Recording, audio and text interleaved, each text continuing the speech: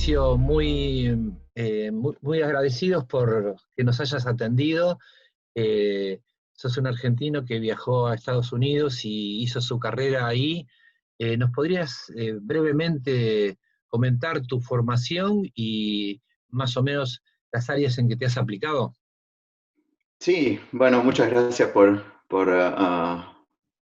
el diálogo. Mi nombre es Florencio Masoldi. Yo nací en Buenos Aires. Estudié software en la Facultad de Ingeniería de la Universidad de Buenos Aires. Hice mi máster en la Universidad de Carnegie Mellon en Pittsburgh. Y en los últimos 30 años estuve trabajando en tecnología. Me aboqué a tecnología aplicada al diseño biológico. Trabajé con científicos e ingenieros de todo el mundo para entender un poco cómo es el diseño biológico y crear herramientas para poder hacer el diseño biológico mucho mejor. Antes que entremos de lleno en las preguntas que teníamos previstas, la otra vez nos comentabas que era para vos algo novedoso. ¿Qué fue trabajar con biólogos, ¿no? Viniendo del mundo de la informática? Totalmente, totalmente. Trabajar con la gente de informática, como nosotros conocemos cómo funciona bien la computadora y creamos todas las herramientas desde las plataformas hasta las apps, conocemos cómo cuando uno trabaja con la computadora y la computadora no hace lo que uno quiere, en general uno sabe que su programa no funcionó y tenés que ir y hay herramientas para ver a ver por qué no funcionó y cómo arreglarlo. En el área biológica funciona completamente distinto. Uno no va en general al laboratorio y se fija si un experimento funcionó sí o sí o no funcionó sí o sí. Hay como muchísimo más gris en biología que en general en informática. Y eso fue un aprendizaje interesante porque cambia los lenguajes, cambia la forma en que la gente ve experimentos, cambia cómo uno hace ingeniería en esas áreas. Bueno, ahora estás aplicado al COVID y particularmente queríamos saber tu experiencia en esa área y cómo lo has vivido, todo este tema de la pandemia. Sí, em, sí, en general, COVID nos mostró a nivel sociedad, ¿no? Más allá del dolor de las enfermedades y las muertes y el tremendo impacto económico a través del mundo, nos mostró cómo no estamos preparados como sociedades para enfrentar problemas como pandemias. Entonces, para mí, más allá de nuevo, más allá del dolor de todo lo que está pasando, yo lo tomo como una oportunidad en general como sociedad para crear nuevos procesos, nuevas organizaciones, nuevas tecnologías para poder enfrentar este tipo de pandemias hoy y en el futuro. Yo estoy trabajando en la parte de diagnóstico y en la parte de vacunas para COVID y muchos de los procesos originales que uno usa para crear diagnósticos de enfermedades o vacunas no funcionan en un tema de pandemia.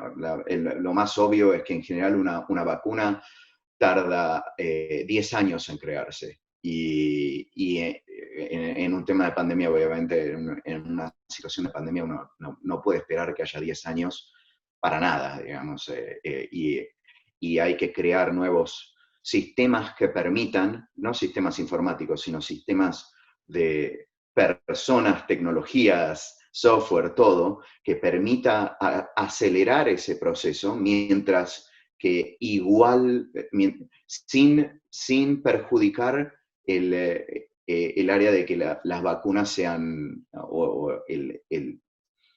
que la vacuna no sea problemática para los humanos, ¿no? Que obviamente todo el mundo sabe que hay permanentemente, cuando en el momento que empezás a hablar de vacunas, tenés ese, ¿cómo se dice? Ese fantasma de que la vacuna te va a hacer algo malo, ¿no? Y quisiera preguntarte en relación a, porque vos sos un informático aplicado a la biología, entonces quizás para alguien que no conoce todo ese mundo le parece extraño. ¿Qué hace? ¿Por qué tiene que haber alguien en informática aplicado a la biología? ¿Cómo podrías explicarle a alguien que no sabe cuál es tu función en este campo? Mira, tradicionalmente si vos hablas de gente como geneticistas, los geneticistas en biología en el secundario y al principio de la universidad, en realidad no necesitaban mucha computación o informática porque podías ver cómo los resultados de los experimentos a través de cómo funciona, o el fenotipo se llama, o sea, las características del organismo que terminaban al final. Hoy, a partir de que encontramos que empezamos a conocer el ADN y empezamos a conocer cómo el ADN funciona y cómo el ADN es el programa que genera el programa para cada una de tus células, el ADN es una secuencia de A, C, T y Gs de alrededor de 4 billones en un humano, ¿no? Entre 4 y 6 billones. Ese Conocemos un montón una gran parte de lo que hace el ADN, una gran parte no sabemos cómo funciona, pero 4 billones de lo que vos quieras no se puede hacer ni se puede entender sin computadoras. Entonces, el principal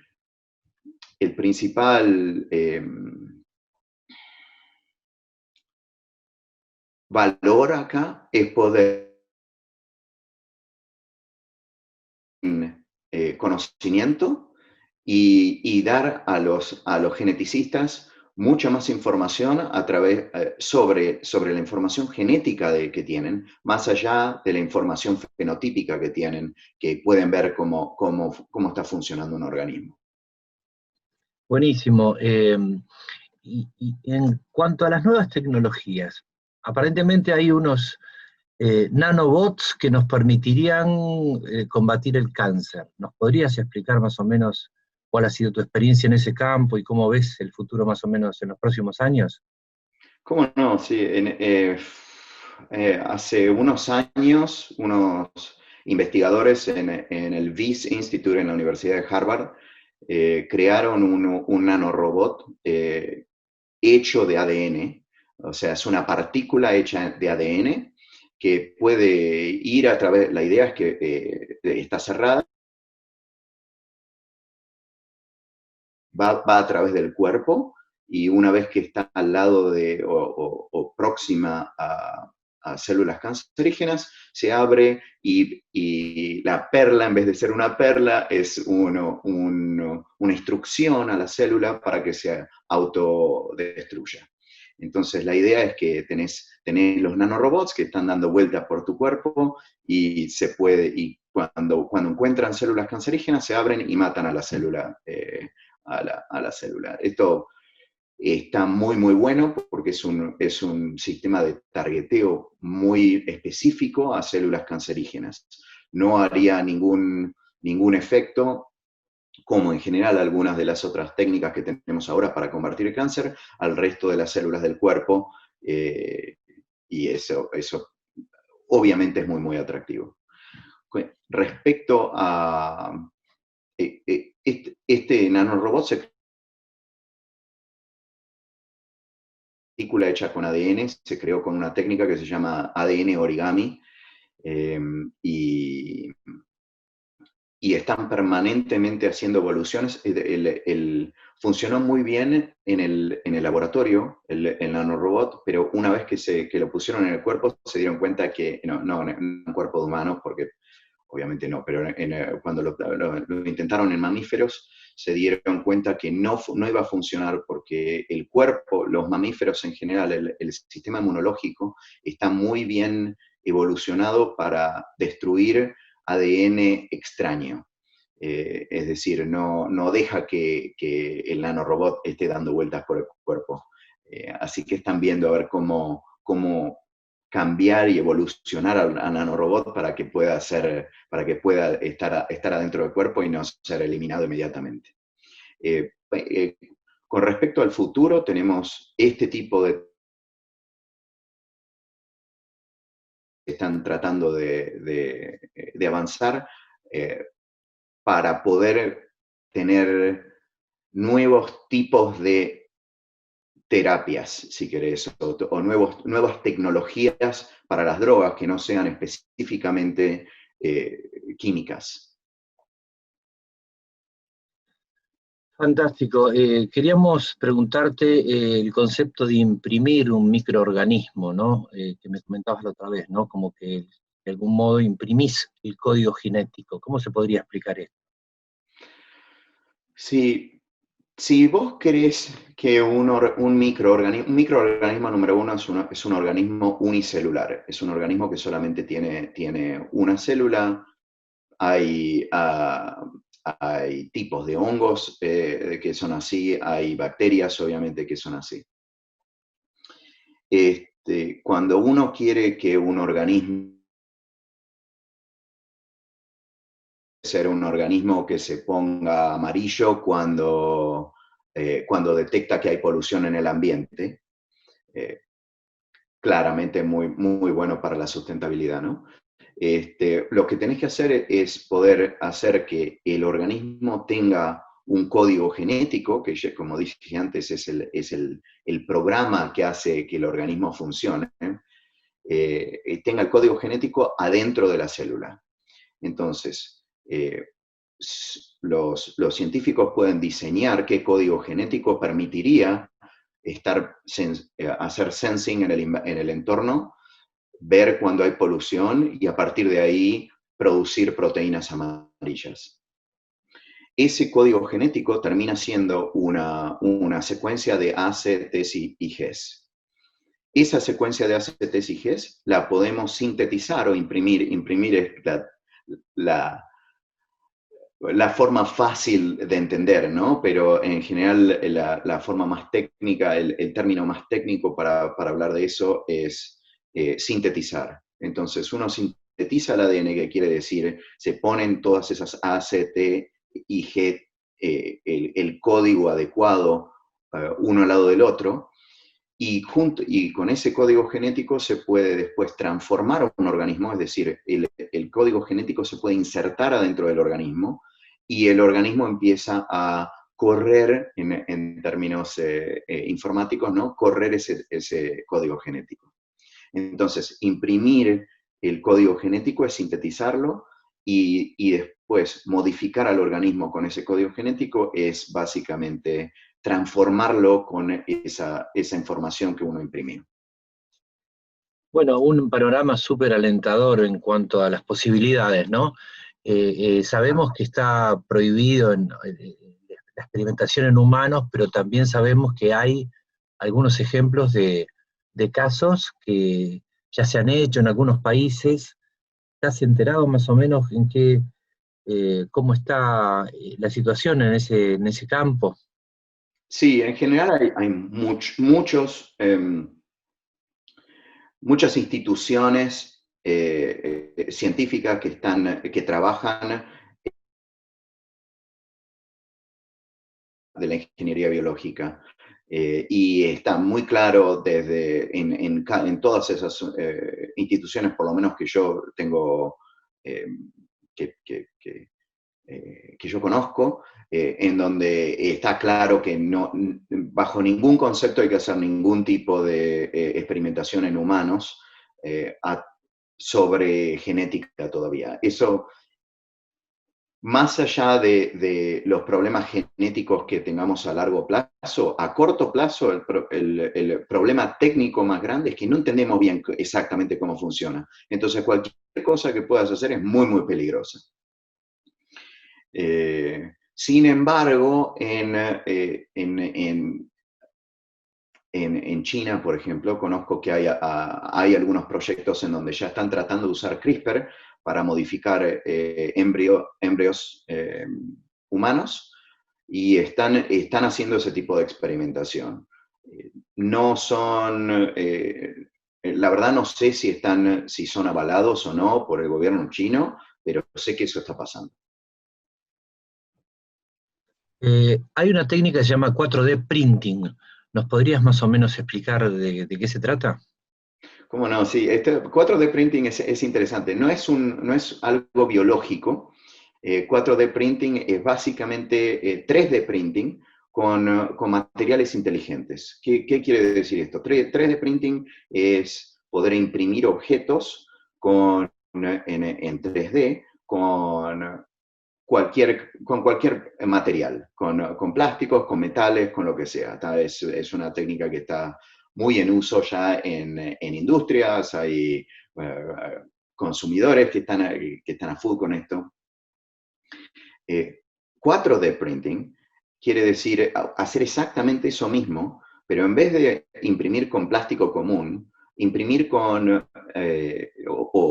metal común, imprimir con materiales que cambian de acuerdo al entorno. Entonces, por ejemplo, hay materiales que se expanden con el contacto con el agua. O hay materiales que cambian de forma de acuerdo a la temperatura. Entonces, uno puede imprimir ciertas partes de objetos 3D con estos materiales y a partir de eso, cuando la parte impresa se pone en calor o adentro del agua, cambia de forma y se autoarma en lo que uno quiere, ¿no? Yo conozco sillas con esto, por ejemplo. Imagínate, te compras una silla y viene en una cajita chiquitita así, y la pones al lado de tu calefactor y a la mañana siguiente está armada en una silla común. Nadie tuvo que armarlo, nadie tuvo que hacer nada. Entonces es una técnica que están tratando de aplicar a la manufactura, a la manufactura mejor de cosas. O sea que esto va más en el campo de este tipo de objetos y no está tan vinculado con modificaciones genéticas, el cuerpo humano y todo eso, o también tiene una aplicación ahí. No, la impresión 3D, 4D no tiene aplicaciones biológicas por ahora, por lo menos, que yo conozca. Es más que nada el uso de estos materiales inteligentes. Eh, Quisiéramos que nos comentes cómo es esta técnica de la virología sintética, que si bien tiene aplicaciones muy interesantes, también hay como un poco de temor porque podría aplicarse a cuestiones que tienen que ver con el armamento, armas químicas, etc. Sí, cómo no. La virología sintética, primero, un virus en general tiene, a grandes rasgos, hay virus de todos tipos, pero a grandes rasgos tiene dos partes. Tiene una cápsula que protege a una secuencia de ADN o ARN que en general está dentro. No es no es un microorganismo, no vive un virus es una partícula nada más. Ese es si viste el de COVID, lo conociste por lo menos un virus. En general, los virus, como funcionan, tienen distintas técnicas de entrar dentro de las células de los organismos que quieren infectar, y una vez que están adentro de las células se separa la cápsula y el código genético que está dentro de la cápsula se corre, si querés, o se ejecuta adentro de la célula con la misma maquinaria que usa la célula para, para ejecutar su propio código genético. Entonces, virología sintética quiere decir, ok, podemos usar algunas de las ventajas que nos dan los virus que están bien evolucionados para poder entrar en células y insertar código genético, para poder insertar el código genético que nosotros querramos. Esa es la idea de la biología, de la virología sintética. Usar los virus para poder meter el código genético dentro de las células que nos interesen. Porque una de las cosas interesantes de los virus es que son muy específicos. Muchos de ellos son muy específicos al tipo de célula en la cual se insertan. Entonces, ciertas células pueden ir por el cuerpo y a muchas células no van a entrar, pero sin embargo pueden entrar en ciertas células específicas. Entonces, podés pensar como la virología sintética en una herramienta que te permite poner un código genético específico adentro de la célula que vos quieras. Para eso funcionaría. En general, no se está usando en este momento la virología sintética para modificar virus que afecten a humanos, no, o por lo menos no que yo conozca. Y si ha habido artículos y miedos, si querés, sobre poder usar esta tecnología de virología sintética como un arma química. En particular, lo que da más miedo de esto es que el arma química que vos podés en teoría generar podría ser específica a un código genético específico de una persona. Entonces, vos podrías poner el virus en el entorno y el virus afectaría solamente a una persona. Ha habido artículos y discusiones científicas al respecto de esto. El hecho, lo que estaba hablando antes, de poder responder a pandemias y tener todos los sistemas mejor hechos para poder hacer esto, también aplica a este tipo de riesgos, ¿no? De que a propósito o por error, este tipo de virus salgan al entorno y poder contenerlos de una manera eficiente. Por eso a mí me apasiona tanto el trabajo que estamos haciendo en diagnóstico y en vacunas y en terapias del coronavirus. Entonces, la aplicación, yo te entendí más o menos cómo funciona, pero no entendí exactamente cuál es la aplicación de la virología sintética. La aplicación de la virología sintética es básicamente todo lo que ya hemos estado hablando, es decir, vos podés, a través de la virología sintética, vos podés modificar organismos con una secuencia de ADN para que hagan algo que no hacen naturalmente. El ejemplo que habíamos hablado originalmente es poder monitorear el entorno y cuando detectan polución, que se ponga amarillo. Otra puede ser ayudar a plantas a que hagan fijación de nitrógeno, lo cual permite que no usemos tanto fertilizante en las plantaciones y las plantas tengan mejor producción, creando, por supuesto, más alimento, ¿no? para la gente. Muy bien. Existe también una técnica o una característica que se llama diseño biológico, que también puede asustar a algunos, porque dicen que no tenemos que jugar a Dios, algunos. Uh-huh. Sin embargo, esto del diseño biológico parece que rozara esas áreas. ¿Qué opinión te merece o cómo podríamos describir esto del diseño biológico? Mira, el diseño biológico, primero, yo estoy trabajando en diseño biológico hace 10 años, así que esto es algo que pienso mucho y tengo mucha experiencia en diseño biológico. En general, lo que quiere decir el diseño biológico es poder sintetizar ADN y poder modificar organismos con el ADN para que haga algún tipo para que tenga características que no tiene antes de que uno lo modifique.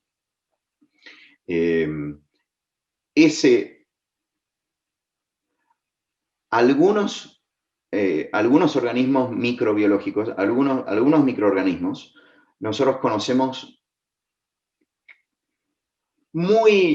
con alta confianza cómo funciona en general. ¿Okay? Nosotros no conocemos bien cómo funciona con mucha alta confianza y con mucho detalle un organismo multicelular. Pero algunos organismos unicelulares conocemos bien cómo funcionan a partir del genoma a por qué cada uno de los comportamientos, si querés, de un microorganismo pasan de acuerdo al genoma que tienen. Entonces, podemos con con muchísima más seguridad, si querés, modificar el código genético de un microorganismo para que haga distintos comportamientos o funcione distinto que originalmente. Respecto a organismos multicelulares, el código genético es mucho más complicado y el diseño biológico no funciona, uno no hace todo este tipo de tecnología, de técnicas que yo te estaba hablando, sino que en general se hace lo que era más conocido como ingeniería genética, que se pone al organismo en cierto entorno que ayuda a que el genoma cambie para adaptarse a un nuevo entorno.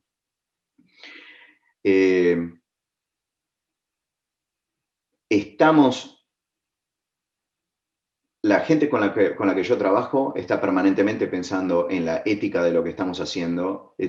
Todas las aplicaciones con las que estamos trabajando son aplicaciones loables, si querés, o que agregan muchísimo valor al ser humano. Nadie que yo conozca está trabajando en guerras biológicas o microorganismos que se puedan usar para contaminar entornos y ese tipo de cosas. No me extrañaría que hubiera gente trabajando en eso, pero no que yo conozca. Ahora, creo que las críticas o los temores de algunos sectores por ahí particulares se refiere a que hay como una limitación que deberían tener las empresas o los que están ocupados de estos temas en manipular o modificar lo natural.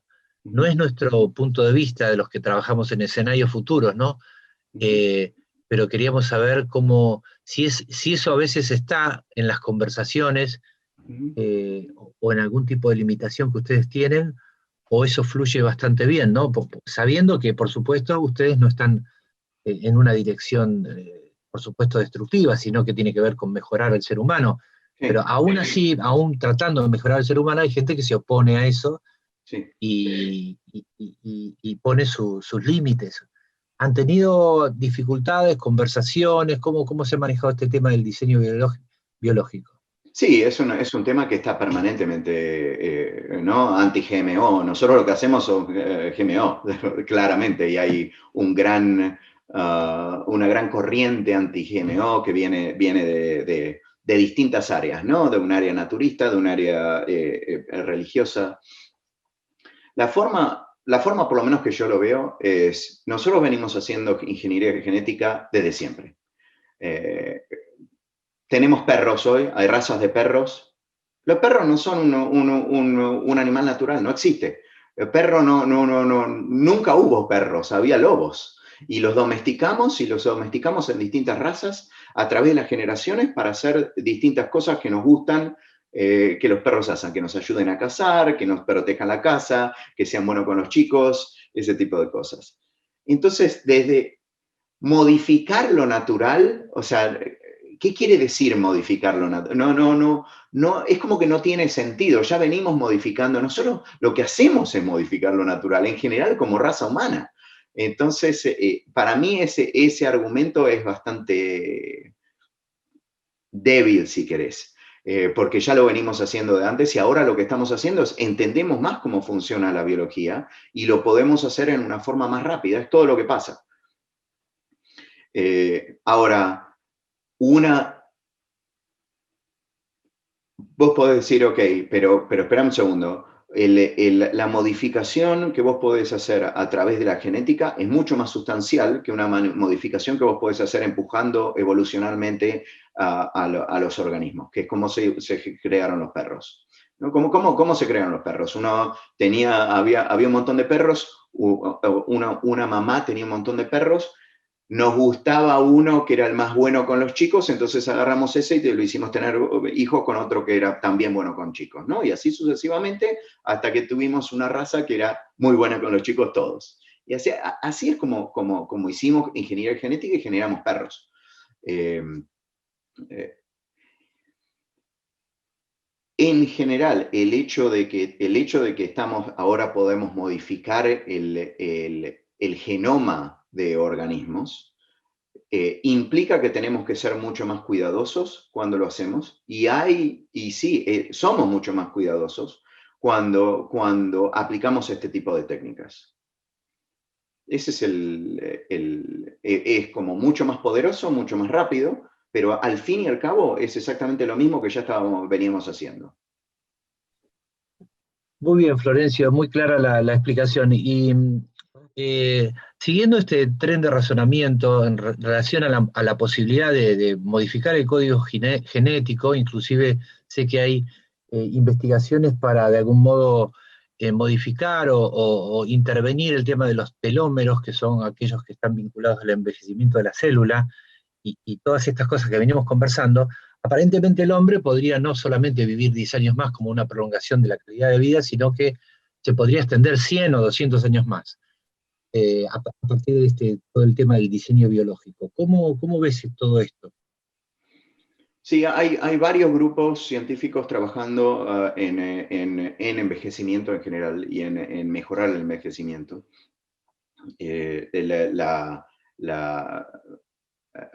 Han descubierto que los telómeros, a medida que uno envejece, se van acortando, con lo cual eso parecería mostrar que el acortamiento de los telómeros es lo que hace envejecer, que no creo que eso que esté probado, pero eso parece ser una correlación que están mirando. Y hay varios grupos científicos tratando de explorar esto y poder hacer que los telómeros no se acorten a medida que las células se reproducen. Es un área es un área que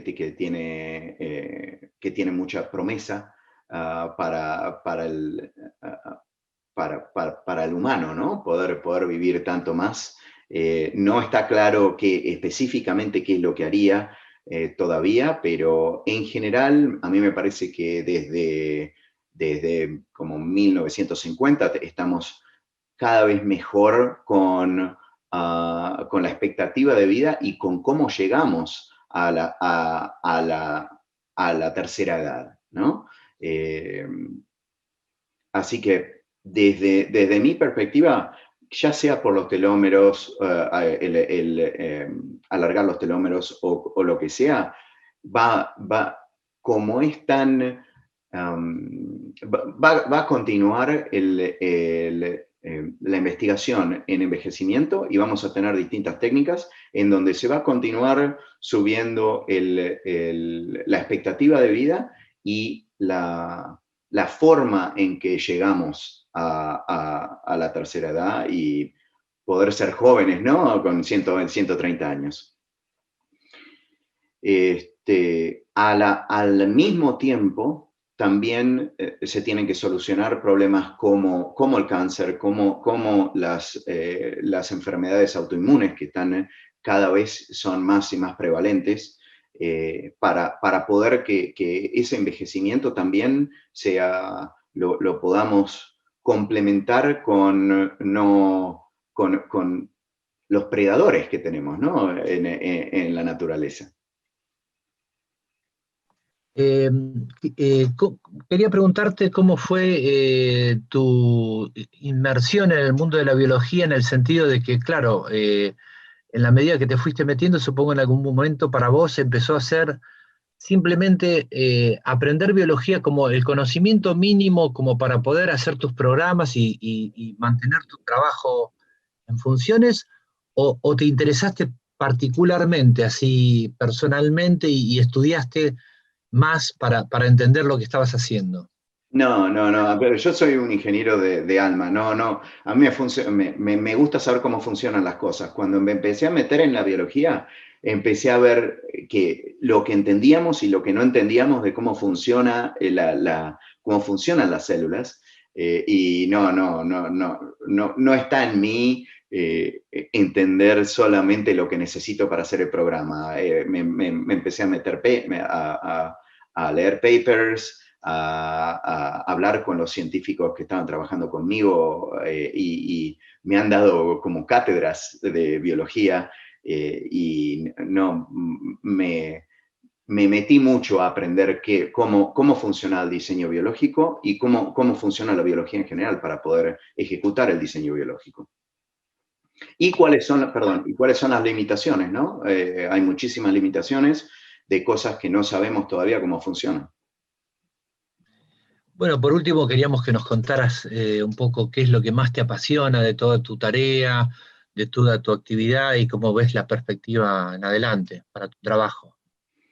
En general, para mí lo que hago es muy apasionante todo. Todo lo que hablamos hoy es muy apasionante para mí. En general, la aplicación del diseño biológico como una forma de crear una nueva, si querés, revolución industrial para poder hacer manufactura y para poder solucionar problemas grandes que tenemos en la sociedad hoy a través de nuevas herramientas biológicas, es muy apasionante para mí. Eso es en lo que trabajo todos los días. Eso es lo que me hace levantarme todos los días.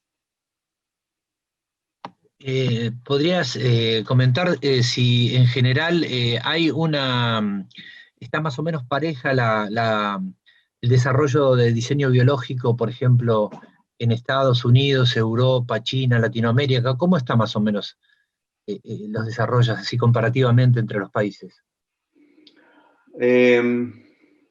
Yo trabajo más que nada con Europa y Estados Unidos, así que no te podría decir cómo está en otros lugares. Sé que China se está en los últimos 10 años, está más y más poderosa en esa área, pero sí, en Estados Unidos y Europa están trabajando, y no hay como muchísima diferencia entre las tecnologías que salen de Europa o las tecnologías que salen de Estados Unidos. En general, muchas de las tecnologías últimas como CRISPR y las impresoras de ADN, ese tipo de cosas, son tecnologías que se hacen en Estados Unidos. Pero hay también en Europa, como por ejemplo el Nanopore, que es una impresora de ADN que se generó a partir de creo que era investigación de la Universidad de Oxford. Cuando decís impresora de ADN, yo me imagino la impresora 3D, ¿no? Que uno conoce, que hace con el plástico algunas cosas. Uh-huh. ¿Es estrictamente imprime algo material o simplemente la conformación de un código genético? Imprime químicamente, pone químicamente bases de ADN una al lado de la otra, generando el código genético. Entonces, lo que hace es genera genera ADN, básicamente. Eso es lo que realmente está haciendo.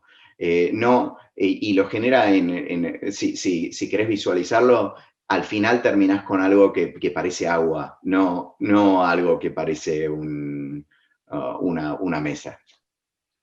Eso es lo que podemos llamarle vida sintética, que se ha generado vida sintética a partir No, de material no orgánico. no, vida sintética a través de material no orgánico. No, no. Cuando uno imprime ADN, el ADN no vive. Imagínate que es como si tuvieras un programa de computación, ¿no? En una computadora tenés un programa. El programa es una secuencia de letras, ¿no? No es absolutamente nada. Vos, para poder ejecutar el programa, necesitas la computadora adecuada, ¿no? Para poder ejecutar un código genético, tenés que ponerlo en la célula adecuada. Entonces, el código genético en sí no es vida. El código genético adentro de una célula que tenga todas las capacidad de ejecutarlo, eso es lo que te genera el programa genético. Pero también existe, por otro lado, la vida sintética que se ha generado en laboratorio, según tenemos conocimiento.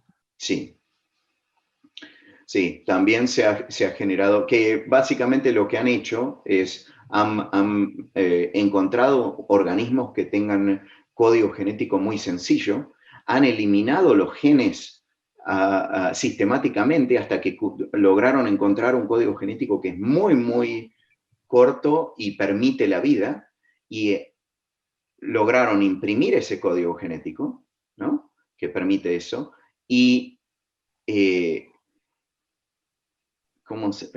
boot se dice en inglés, pero y a través de ese código genético ponerlo en una bolsa de proteínas, si querés, como para que viva. Qué interesante. Por último, ¿existe teóricamente la posibilidad de crear nuevas especies, animales, por ejemplo? Sí, teóricamente sí, claro que existe, como lo venimos haciendo, con el ejemplo de los perros que venía diciendo antes, ¿no? O sea, los perros son todas las razas de perro que conocemos son nuevas razas de animales que no existían naturalmente. Así que a partir de ahí, si lo pudimos hacer hace 2000 años, imagínate ahora. Tal cual. Bueno, Florencio, te agradecemos mucho por tu disposición y Bueno, desde escenarios futuros, bueno, seguimos en contacto y ya seguramente te pediremos alguna ayuda cuando empecemos a tratar de nadar en aguas que no conocemos. bueno, muchas gracias por tenerme, me gustó la charla y sí, contactame cuando se necesite. Muchas gracias, ¿eh? Chao, Gracias. chao. Hasta luego.